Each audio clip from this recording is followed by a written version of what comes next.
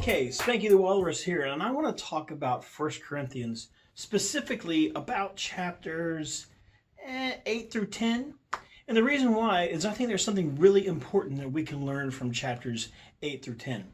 So let me explain kind of what's going on here. So the Corinthian people come from, obviously, this place called Corinth. And Corinth is a pretty bad city. It's kind of like the United States version of Las Vegas, right? You know, what happens in Vegas stays in Vegas. Well, what happens in Corinth stays in Corinth. And in fact, they had a different saying for Corinth.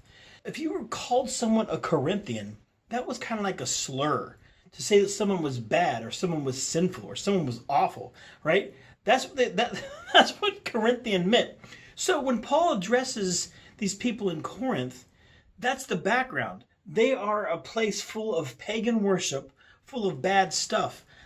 They have so much bad stuff that I don't even want to talk about it in this video because kids might watch. Yeah, that bad. So all this bad stuff starts because of this thing called idol worship. So people were worshiping idols or other gods. And so they had these houses of worship that people did crazy and terrible things. Now, a lot of the Christians in the Corinthian church come from this lifestyle. They come from this pagan, nasty Corinthian stuff. So Paul has to address this. And the reason why is he had been writing about how the Jews are free from the law, right? And the Gentiles are like, well, we're free too. And so they took that to the extreme to kind of think, well, there is no sin. We can do whatever we want. And so people were doing some really terrible things. Some people weren't doing terrible things, but they didn't want to be reminded of the terrible things that they were doing because they had made a big change for God. So one of the things is that they sacrificed to these other gods in these temples, and there were places where they sold the meat that they sacrificed. And they felt like it would be sinful to even eat these meats. To some of these other dudes who are like, are you kidding me? Those aren't even real gods. Who cares? I'm just going to eat this meat anyway. It doesn't hurt me.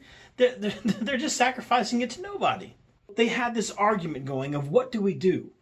How do we deal with this? Should we sacrifice? Should we eat these foods that are sacrificed to these gods? Should we abstain from doing it? What do we do, Paul? So Paul gives a really interesting explanation. See, where Paul could have said, look, guys, don't eat these meats. Don't do it. Or he could say, it's fine. Eat all you want. He doesn't really say one way or another a hard yes or no. And that's what I want you to think about. He tells people that they should be kind to others.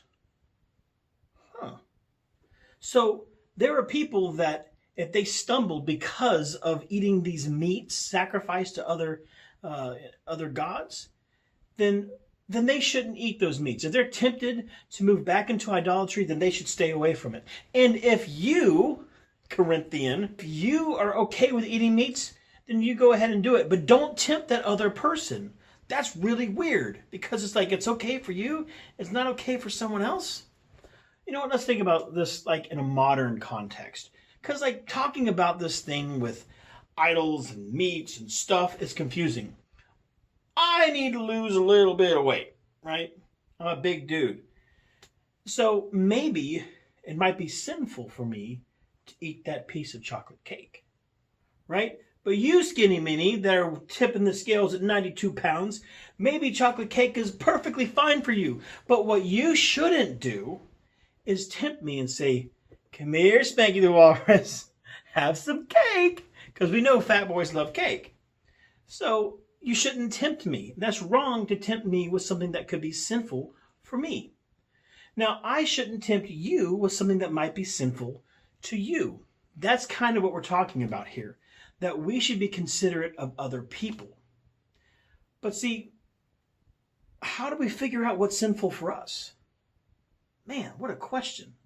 If it doesn't say that you can or can't do this certain thing, in a modern context, think about how many things that aren't written in Scripture and whether you can do it or not. Movies is a great example. What can we watch and what can we not watch? We don't have somewhere in Scripture that says, thou shalt not watch a rated R movie, right? And people can take different scriptures and put them together to say what we should and shouldn't watch, but we don't have specific guidance about movies. What do? Be kind to others with this. If someone wants to abstain from the movies, be kind to them. But what about you? Well, how about this? In 1 Corinthians chapter 10, verse 31, Paul really sums up this whole thing. He sums up the whole argument with something brilliant. He says, whether you eat or drink, time out. Whether you eat or drink. This is pertinent to the conversation because he's talking about meats. But the next part is pertinent to you. Whether you eat or drink or whatever you do all for the glory of God. Oh, snap.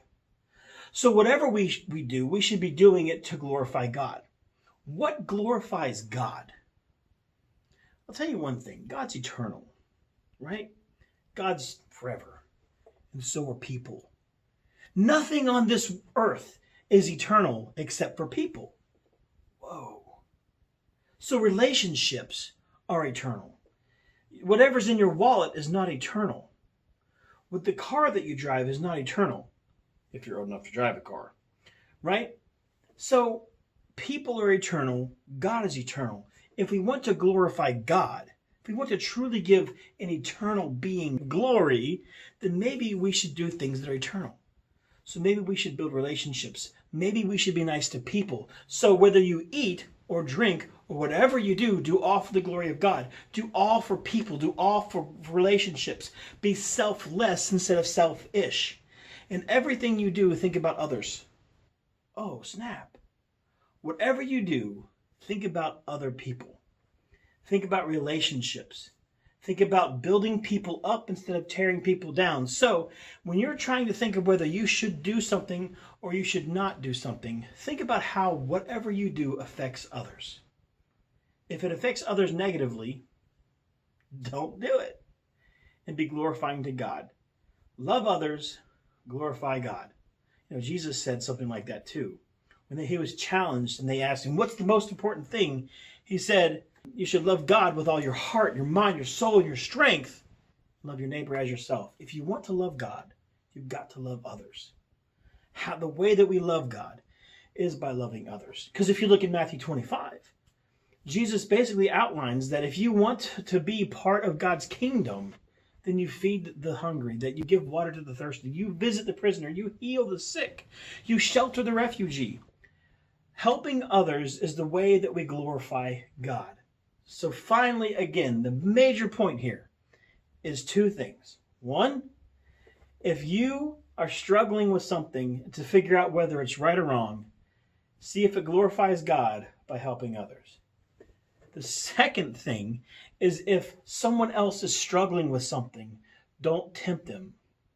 Leave them alone. Encourage them in what they're doing. And that's it. Love you. Bye.